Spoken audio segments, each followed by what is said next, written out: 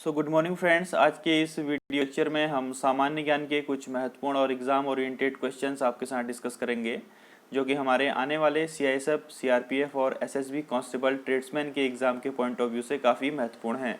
सभी क्वेश्चंस आपको हिंदी और इंग्लिश दोनों लैंग्वेज में अपीयर होंगे और इनकी पीडीएफ के लिए आप हमारे टेलीग्राम ग्रुप या फिर व्हाट्सएप ग्रुप को ज्वाइन कर सकते हैं, जिनका लिंक डिस्क्रिप्शन बॉक्स में दिया हुआ है। दोस्तों, ये सभी क्वेश्चन प्रीवियस ईयर के प्रैक्टिस सेट से लिए गए हैं, इसीलिए इस सेशन को अंत तक देखिए और अधिक से अधिक वीडियोस को लाइक कर दीजिए। तो शुरू करते हैं आज का पहला प्रश्न।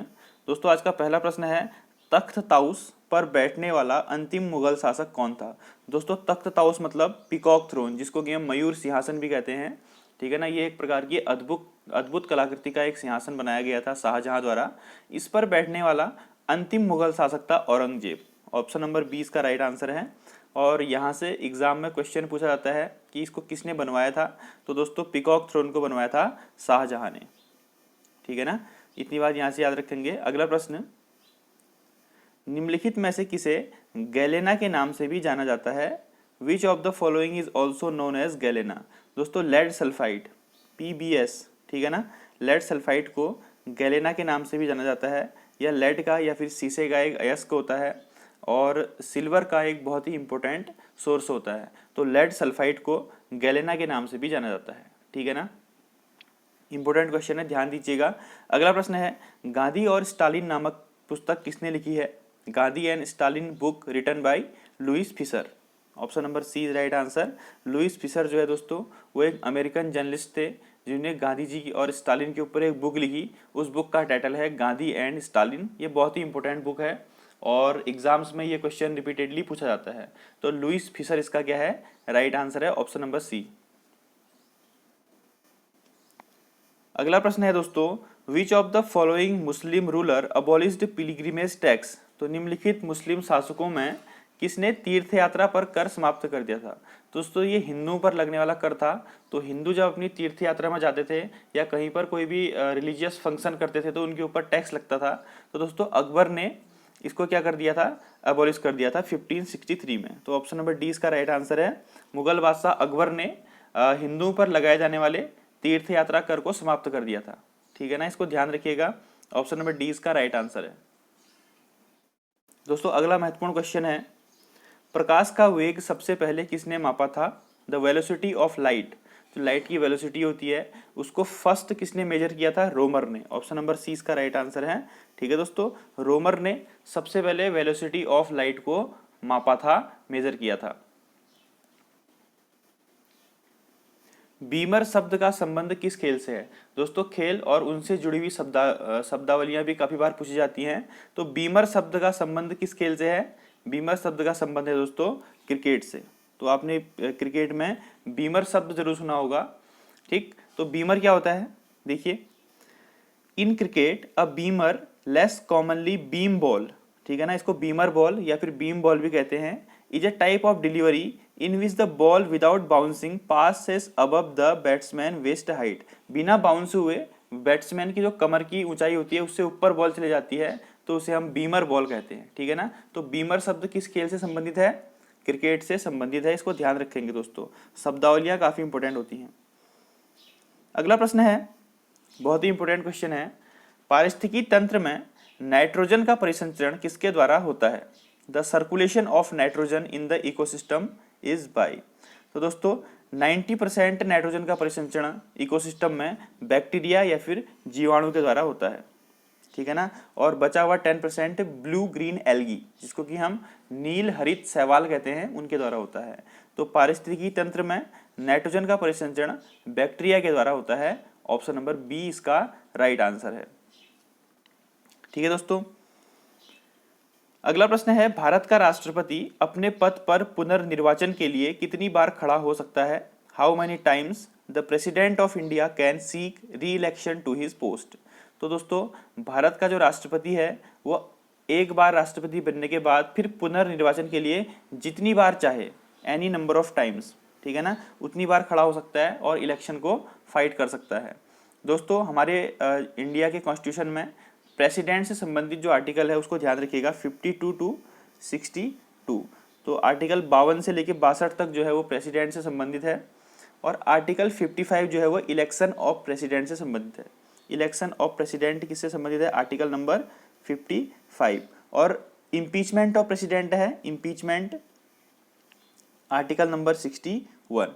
ठीक है ना, ये ध्यान रखिएगा। अगला प्रश्न, भारत में ज्ञानपीठ पुरस्कार पाने वाली पहली महिला कौन थी? The first Jnanpith awardee for excellence in literature. उनको किस क्षेत्र में दिया गया था? जो ज्ञानपीठ पुरस्कार होता है दोस्तों, वह साहित्य के क्षेत्र में दिया जाने वाला एक उत्कृष्ट पुरस्कार होता है। ठीक, तो पहली महिला कौन थी इसको पाने वाली? बंगाली राइटर थी आशापूर्णा देवी। ऑप्शन नंबर डी, आशापूर्णा देवी को 1976 में ज्ञानपीठ पुरस्कार से सम्मानित किया गया था और ज्ञानपीठ पुरस्कार पाने वाली यह पहली महिला थी। और दोस्तों यहाँ से एक क्वेश्चन और पूछा जाता है कि ज्ञानपीठ पुरस्कार सबसे सर्वप्रथम किसको दिया गया?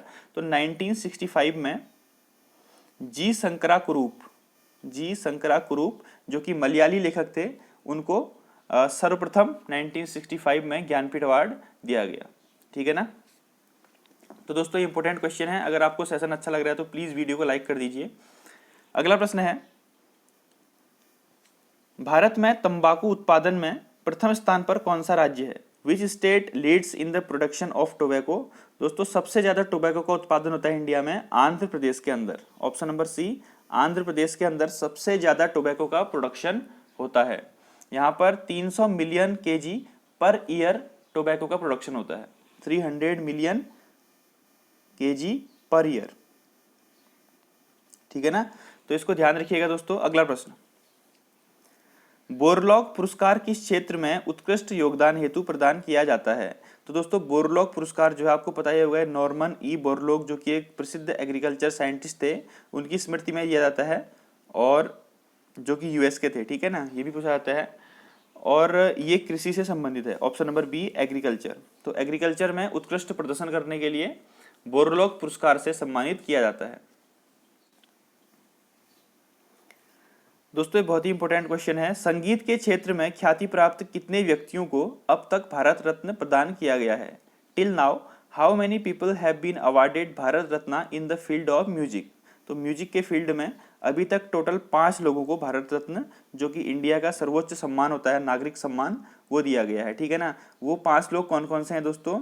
वो 5 लोग हैं आपके MS सुब्बुलक्ष्मी, लता मंगेशकर, भूपेन हजारिका, पंडित भीमसेन जोशी और पंडित रविशंकर। ठीक है ना, तो ऑप्शन नंबर 5 इसका राइट आंसर है। बढ़ते हैं अगले प्रश्न की ओर। नील नदी का स्रोत क्या है? दोस्तों नील नदी दुनिया की सबसे लंबी रिवर है, जैसे कि आपको पता है। तो इसका सोर्स कहाँ पर है? तो इसका सोर्स है दोस्तों लेक विक्टोरिया। विक्टोरिया झील से नील नदी निकलती है। तो ऑप्शन नंबर 20 का राइट आंसर है। नील नदी का स्रोत बहुत ही इंपॉर्टेंट क्वेश्चन है, इसको ध्यान रखिएगा। अगला प्रश्न, कौन सा ग्रह हरे प्रकाश को उत्सर्जित करता है? Which of the following planet emit green light? तो दोस्तों यूरेनस जो है वह ग्रीन लाइट एमिट करता है। Option number C Uranus. बहुत इंपॉर्टेंट क्वेश्चन है, इसको ध्यान रखिएगा। कौन सा ग्रह हरे प्रकाश को उत्सर्जित करता है? तो यूरेनस ग्रह जो है वो हरे प्रकाश को उत्सर्जित करता है।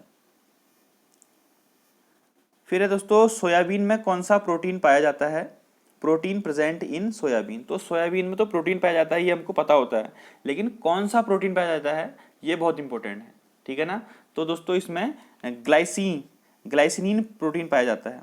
इसमें 2 प्रकार के प्रोटीन होते हैं, एक तो होते हैं ग्लाइसिनिन और दूसरे होते हैं कोग्लाइसिनिन। ठीक है ना, तो ग्लाइसिनिन जो है इसमें 80% से ज्यादा पाया जाता है, जो कि इसका मेन प्रोटीन है।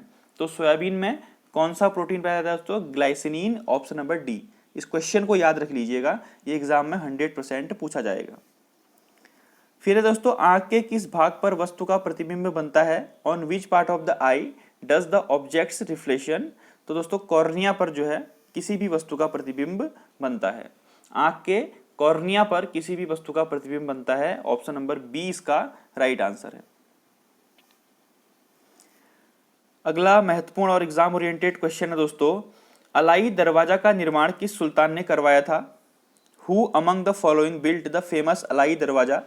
दोस्तों अलाई दरवाजा दिल्ली में स्थित है। 1311 में इसको अलाउद्दीन खिलजी द्वारा बनाया गया था। खिलजी वंश के शासक किसके द्वारा? अलाउद्दीन खिलजी। तो अलाई दरवाजे से आप याद रखिए अलाउद्दीन खिलजी को। ठीक है ना, अलाई दरवाजा किसने बनाया था? अलाउद्दीन खिलजी ने। फिर है दोस्तों दिल्ली के हौज खास में चोर मीनार किसके द्वारा बनाई गई है? दोस्तों ये चार मीनार से इसको कंफ्यूज मत कीजिएगा, ठीक है। चार मीनार तो हैदराबाद में है, ये चोर मीनार है दिल्ली में आपने हौज खास एरिया में चोर मीनार है, वह भी अलाउद्दीन खिलजी के द्वारा ही बनाई गई थी, ठीक है ना। 1290 से 1320 तक दिल्ली सल्तनत पर खिलजी वंश का राज था और अलाउद्दीन खिलजी ने चोर मीनार का निर्माण करवाया था, ठीक। अलाई दरवाजे भी अलाउद्दीन खिलजी ने और चोर मीनार भी अलाउद्दीन खिलजी ने। मैंने दोनों क्वेश्चन इसलिए साथ रखे हैं ताकि आपको याद हो जाए।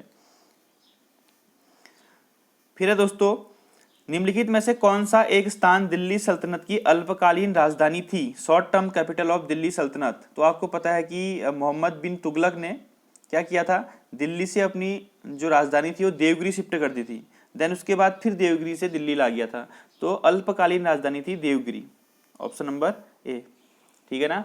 ये बहुत इंपॉर्टेंट क्वेश्चन है।